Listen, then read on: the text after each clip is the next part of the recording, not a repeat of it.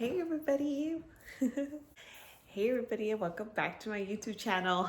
Oh my god, so I have to be really quiet because it's midnight and my neighbors are like right next to me and I think their bed is right next to me because I can hear them sometimes and I already got in complaints that I'm really too loud. So this is an awkward hello. How are you? How's been life? So I know that it's been about I think 2 years since I filmed and uploaded something to my YouTube channel, and I just wanted to basically talk about the things that have happened from the past 2 years, why I stopped uploading, and why I want to come back. So the first reason why I stopped uploading was because I basically ran out of stories to tell, and that's fine. There's a lot of reasons as to why I ran out of stories to tell, and the reason why was because number one, I stopped dancing, right? So back in 2019, I feel like it was like the epitome of stripper culture. I hate to say that because you had a lot of celebrities like Cardi B, Black China, Amber Rose that were popularizing the industry, and everybody wanted to be like a dancer, everyone wanted to be a video vixen. And I also was going through a different chapter in my life, so the industry was being extremely saturated. I felt like I was no longer an asset. I was no longer I guess you could say like a luxury.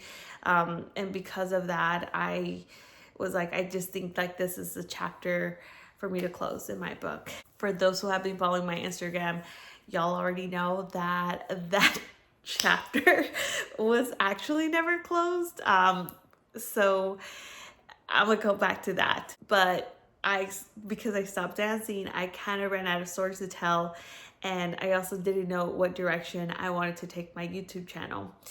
So I kept doing I guess you can say BoxyCharm, because I still get BoxyCharm after years of in the past 2 years that I haven't been filming, I'm still getting BoxyCharm. So now they're Etsy. I didn't really know what direction I wanted to take my YouTube channel. So that was that. And then a second part was that COVID happened. I don't know what happened to YouTube overall in general during COVID. I feel like because of COVID, there was such a uncertainty. I got really scared and I started focusing on work. And I was at the time working my first desk job and I was working from home. And I was still learning the industry that I was in, and I felt like I was under a lot of pressure because I really wanted to keep the job, even though I knew that there was unemployment and stuff like that. I just was I feel like this is the only thing that I have. So I really, really wanted to not just learn about the industry that I was in, but I also wanted to perfect it to the point where I was no longer a liability, or I was no longer replaceable. I wanted to be an asset. And because I shifted my whole focus and energy at my desk job, I also was thinking about the future. For those who know, being a influencer or being a social media persona, it's not a very easy road. Besides the bad comments, besides the trolls, there's also not a lot of return. I was recently watching Eden the Doll's YouTube video. It was an interview video that she did. And she basically said that the reason why she quit YouTube was because she was making so much effort on her YouTube videos and she was not getting a lot in return. And so because of that, she started doing TikTok and Instagram, right?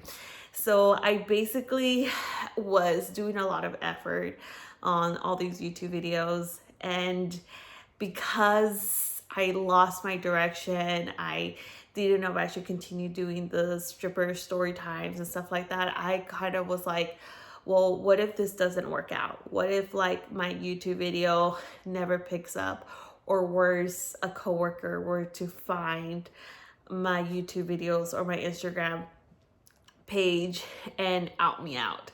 And you know, like I was like, what if this doesn't work out and someone finds out at work and like uses this against me?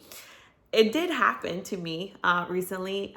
Like my previous employer, that's a whole different story to tell you. But I was just like, you know what, like I'm just gonna give this up.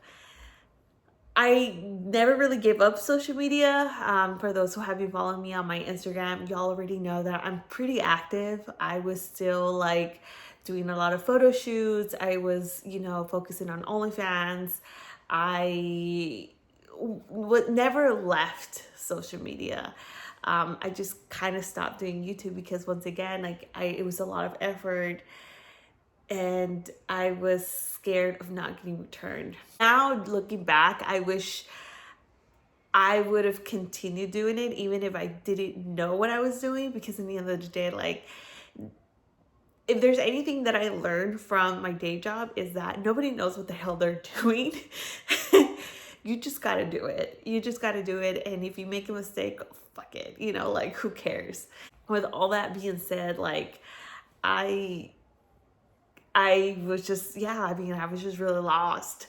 Now, for those who have not been catching up with me on my Instagram, a lot of things have happened. The most important part is that Warren and I are married now. I'm finally a Mrs. After so many years.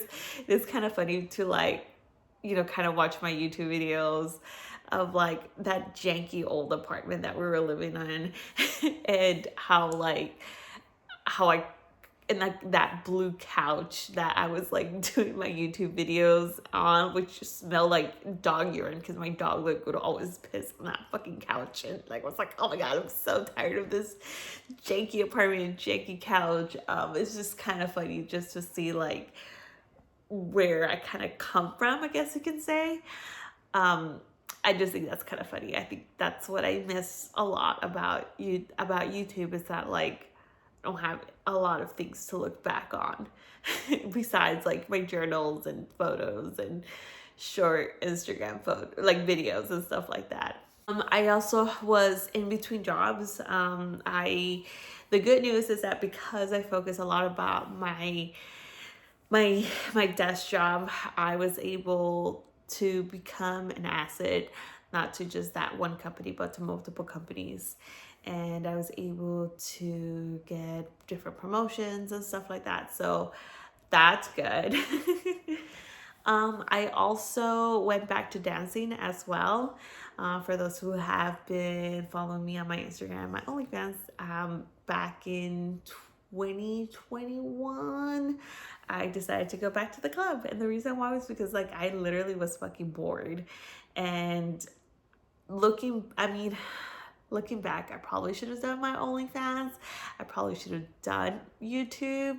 But I was just like, this is not giving me the excitement that I'm looking for. And so I just decided to go back to the club. And I'm happy that I did that because I was able to do it all over again, and most importantly, do it better.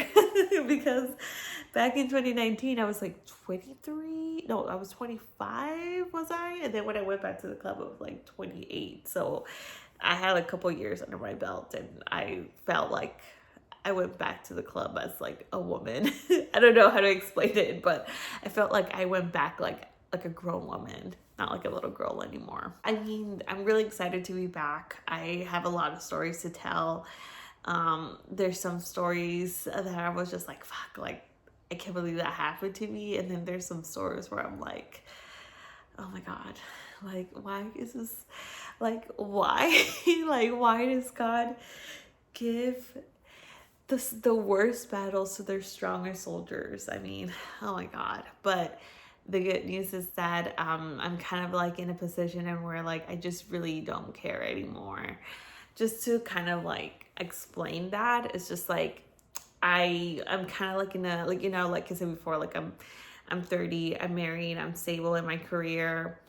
Um, right now, like for example, like right now it's the winter, it's November, and it's really cold outside. And of course, typically around this time, a lot of people are a little bit more conservative with their money, but I feel like people are a little bit more conservative with their money more than usual due to the fact that there's like a recession going on. Um, because of that, you know, when like I'm in the club, thank goodness I have my desk job, right? Because I'm just like, okay, well, like, if I don't make any money tonight, it's fine. Like, you know, like I'll have my check coming in, like, you know, in a couple of days or so. So I'm not like worried, right? But when you're like, you know, like sitting down, there's just like a feeling that you have when like, and for the girlies that know exactly what I'm talking about. Like when you're like, you know, sitting really pretty and you have your hair and makeup done and you have your best outfit on and you just look in the room and you're just like contemplating on life. You're just kind of like asking yourself, like, why am I here? What am I doing? What is my purpose? Like, was it worth it? Should I stayed home? Should I have gone to like, you know, that date, or should I have gone somewhere else? And so those feelings kind of are like those thoughts that I'm having is typically about like what I really want to do.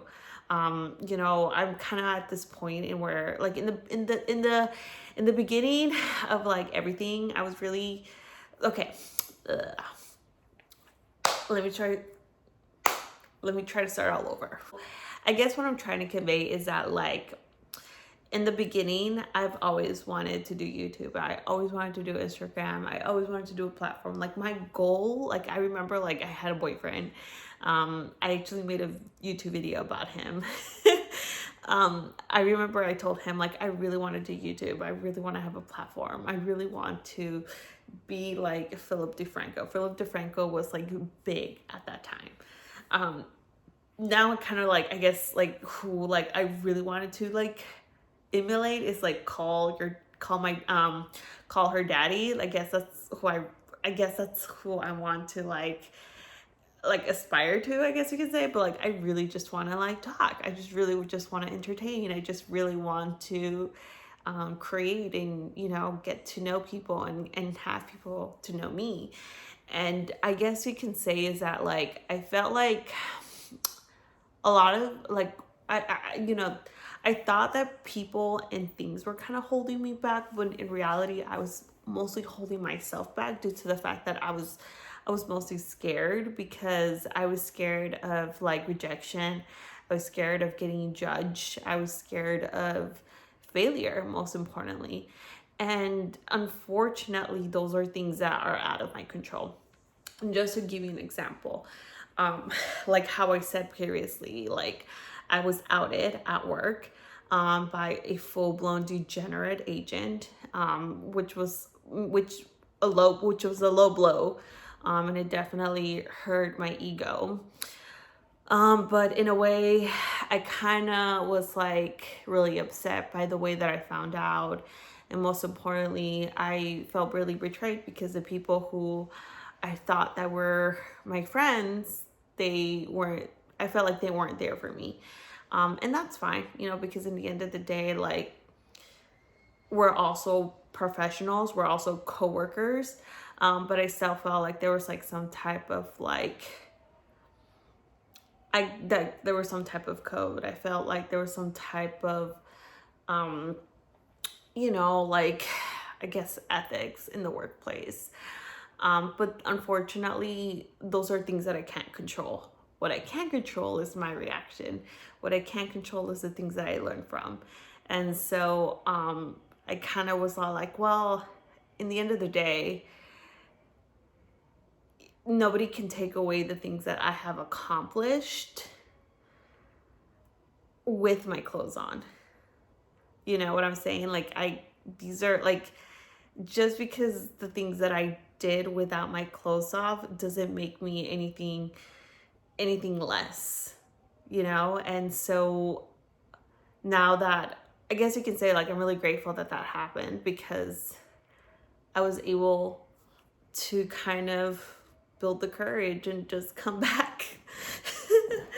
Oh my God. Also, most importantly, who I really want to say a big shout out to is Vincible. So I was a bunch of podcasts. So I was able to join 2 podcasts recently this year, The Gentleman Diary and also Rick Productions. The Gentleman Diary is just basically a podcast. Vincible, he's the host. He is the I think he's still the manager for Cali Girls, I believe. That's how I knew him. And he basically interviews like dancers and adult entertainers. And you know, he really looked at me. He was just like, I honestly have a feeling like that you can do this. I know that you can do this. You love the camera, you love to talk, and I feel like you have so many things to talk about. I think you should just do it. And I was just like, yeah, I feel like this like interview would actually inspire me to do a YouTube video. I'm doing it now. I'm doing it now.